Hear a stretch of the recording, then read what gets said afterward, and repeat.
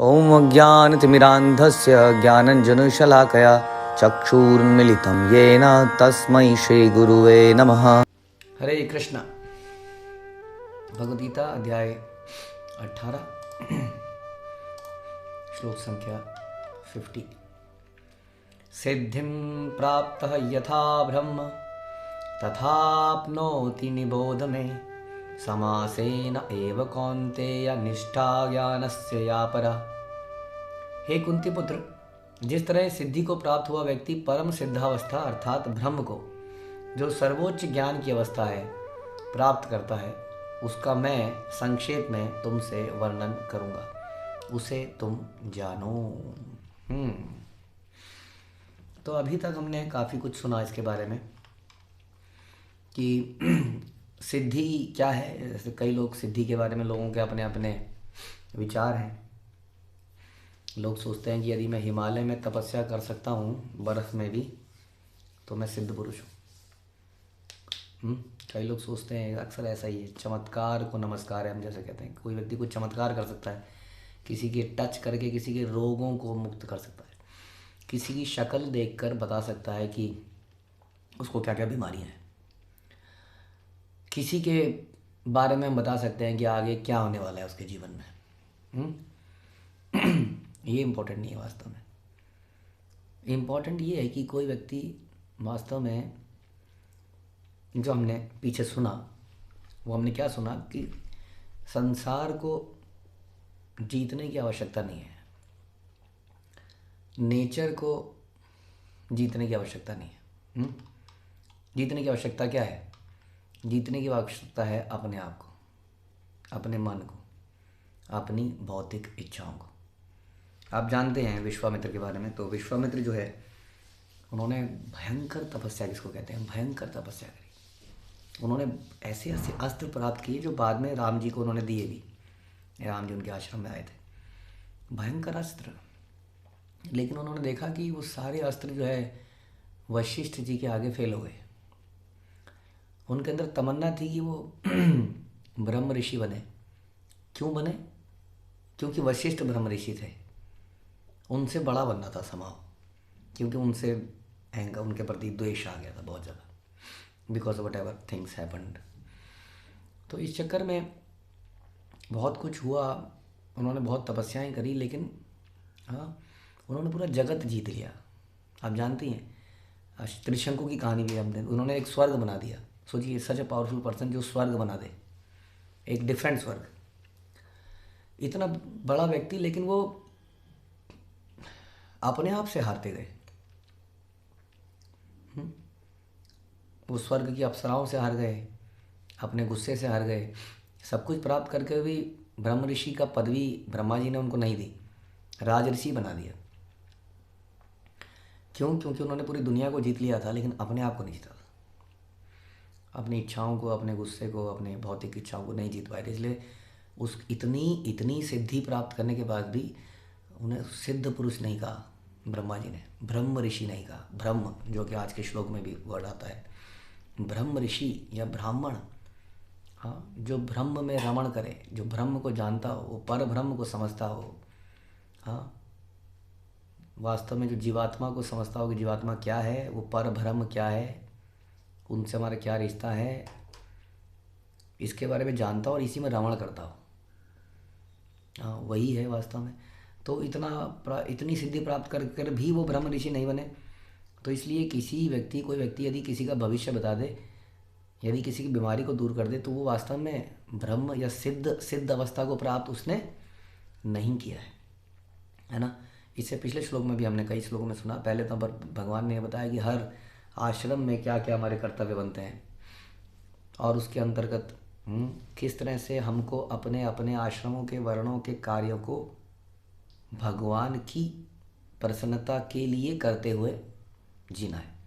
और हमें दूसरे के आश्रमों में या दूसरे के वर्णों में उनके कामों को बढ़िया समझ कर, अट्रैक्टिव समझ कर नहीं जाना है, बल्कि अपने गुण और अपनी ट्रेनिंग, अपने सीनियर्स के आदेशों के अनुसार जो कार्य मिले उसको करते जाना है भगवान की प्रसन्नता के लिए। इस प्रकार जो आत्मसंयमी बन जाता है, अनासक्त बन जाता है, भौतिक भोगों की परवाह नहीं करता है, यानी कि खुद को जीत लेता है, वह जो कर्म फल से मुक्त है, उसकी डिज़ायर ये नहीं है कि जो मैं कर रहा हूँ उसको मैं भोगूँ, क्योंकि वो तो भगवान के लिए कर रहा है वास्तव में।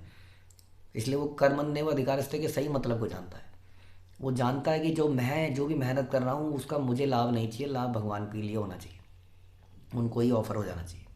इस प्रकार जो कर्मफल की मुक्ति, वो व्यक्ति सिद्ध अवस्था को प्राप्त करता है। भगवान ने बोला दैट ही इज़ द सिद्ध, सिद्ध पुरुष वो है। इसलिए हम लोग जो सन्यासी लोग हैं जिन्होंने टोटली अपने आप पे कंट्रोल कर लिया, उनको महाराज बोलते हैं, स्वामी बोलते हैं। किसके स्वामी है वो अपनी इंद्रियों के, अपने मन के स्वामी है। इस प्रकार से संसार के स्वामी बन जाते हैं। इस प्रकार से जो सिद्ध है, इसलिए उसके लिए भगवान बोल रहे हैं, हे कुंती पुत्र, जो इस तरह की सिद्धि को इस तरह सिद्धि को प्राप्त हुआ है, जिस तरह इस सिद्धि को प्राप्त हुआ व्यक्ति परम सिद्धावस्था अर्थात ब्रह्म को, जो सर्वोच्च ज्ञान की अवस्था है, प्राप्त करता है, उसका मैं संक्षेप में तुमसे वर्णन करूंगा, तुमसे जानो। तो जिस तरह इस सिद्धि को प्राप्त हुआ व्यक्ति परम सिद्धावस्था अर्थात ब्रह्म को प्राप्त करता है, यानी कि the first step is controlling yourself and then the next step is engaging yourself in the service of Krishna. ये दो स्टेप चीज़ें हैं, दोनों इंपॉर्टेंट है। हम कई बार बड़ा सिंपल एग्जांपल सुनाते हैं कि जब आप कार चलाते हैं तो you have to control the steering. Once you control the steering then you can drive the car in whatever way you want.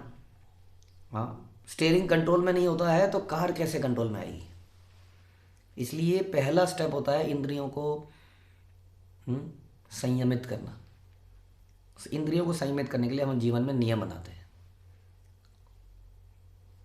अगर इनको छोड़ दिया जाए तो ये संयमित कभी नहीं हो सकती। जैसा कि कई फिलोसोफर ऐसा बोलते हैं कि इंद्रियों को अपना काम करने दो, उनको डूबने दो सेक्स में, उनको डूबने दो सिटी में, there was sex and the city.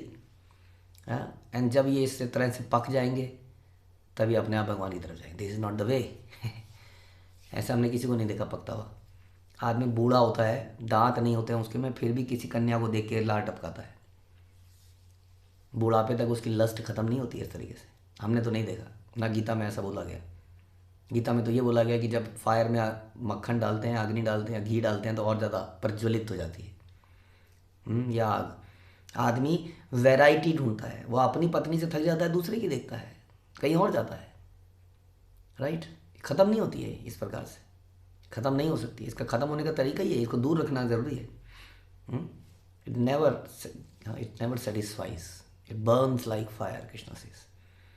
तो दिस इज द थिंग। तो पहला स्टेप इसलिए इंद्रियों को संयमित करना, लेकिन इंद्रियों को ज़्यादा दिन तक संयमित नहीं रख सकते आप, समझना पड़ेगा आपको। बांध को कंटिन्यूसली बांध नहीं रख सकते आप। You have to release the water some time in a controlled way. Right, एक नदी में जब बांध बनता है, अगर आप उसको बंधा ही रहने देंगे तो बांध को तोड़ के निकल जाएगी एक दिन, इतना पानी आ जाएगा उसमें।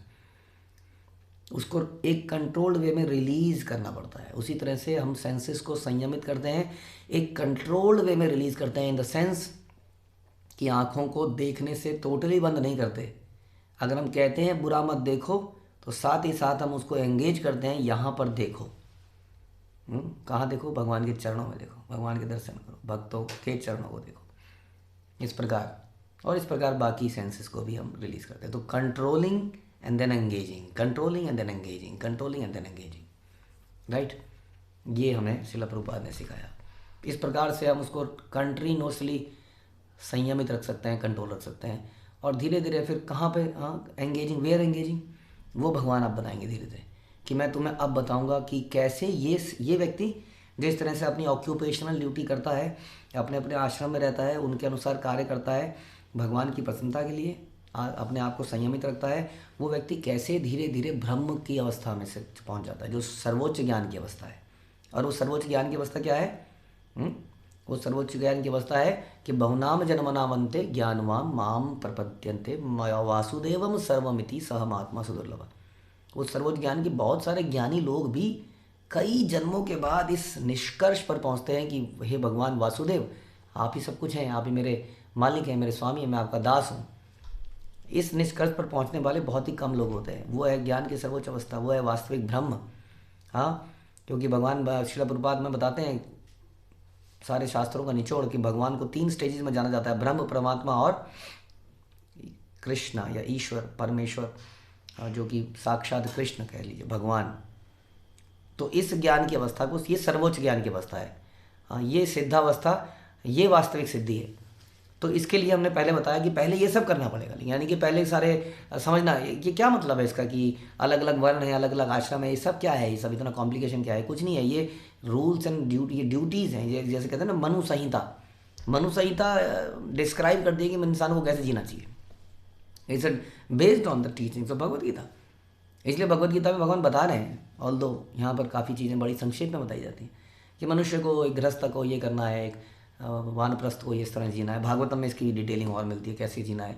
तो ये हमें पता होना चाहिए as a grihastha, as a householder, what is our duty and what is the purpose of this ashram, किसके लिए करें, कैसे करें। तो ये हमें समझना पड़ेगा। नियम को पालन करते करते, केवल नियम को पालन नहीं करना है। जब हम चर्चा कर रहे थे कि कोई व्यक्ति गाड़ी चला रहा है और सारे नियमों का पालन कर रहा है, लेकिन उसको यही नहीं पता कि उसकी डेस्टिनेशन क्या है। वो चलता जा रहा है, सारे नियम का पालन कर रहा है, कोई पुलिस वाला उसको नहीं पकड़ रहा है, बहुत बढ़िया ड्राइविंग कर रहा है, लेकिन उसको पता नहीं गंतव्य क्या है। तो we should not be running our householder life like this. हम गृहस्थ हैं, हमारा काम केवल ये नहीं है कि सवेरे ऑफिस में चले जाना, अपना लैपटॉप खोल लेना, पूरे दिन काम करना है, वर्क फ्रॉम होम करना, पूरे दिन काम करना, खाना खाना, शाम को हस्बैंड वाइफ एंजॉय करें और फिर अगले दिन उठ जाएं, फिर पूरा दिन ऐसे। Where it is heading. आप कहेंगे मैं कोई रूल नहीं तोड़ रहा, मैं तो अपने घर में नियमों का पालन करके जी रहा हूँ जी, मैं और मेरी पत्नी, मैं किसी को नहीं जानता, मैं फालतू इधर उधर नहीं घूमता, मैं जुआ नहीं खेलता, मैं लॉटरी नहीं करता, मैं सिगरेट नहीं पीता, मैं मांस नहीं खाता वगैरह। लेकिन I mean, do I know the purpose of life? मुझे नहीं पता है कि लाइफ का पर्पस क्या है। तो दिस इज़ एक्चुअली, ये कहीं हमें ले के नहीं जाएगा, हमारी कोई डेस्टिनेशन पे हम पहुंच नहीं पाएंगे। इसलिए वी शुड नो कि वो खाली रूल्स के लिए नहीं चलेगा। इसलिए भगवान आगे बता रहे हैं कि ये तो कर लिया, समझ में आ गया। बहुत सारे लोग ऐसे करने वाले जो जानते हैं कि गृहस्थ आश्रम में कैसे जीना है, बट सर्वोच्च ज्ञान की अवस्था क्या है, वी शुड नो कि what is the ultimate purpose. भगवान कहते हैं उसका मैं संक्षेप में तुमसे वर्णन करूँगा, तुम उसे जानो हे अर्जुन। इसको हम बड़े ध्यान से सुनेंगे कि what is the purpose and क्या हमें करना है। क्योंकि गीता के लगभग अंतिम चरण के भी अंतिम चरण में अब हम पहुँच गए हैं। श्लोक संख्या 51 से हम शुरू करेंगे। आखिरी लगभग 20-25 श्लोकों में भगवान क्या कहना चाह रहे हैं, ये बड़ा इंपॉर्टेंट है, इसको ध्यान से सुनेंगे। हरे कृष्णा। श्रील प्रभुपाद की जय, भगवद गीता की जय।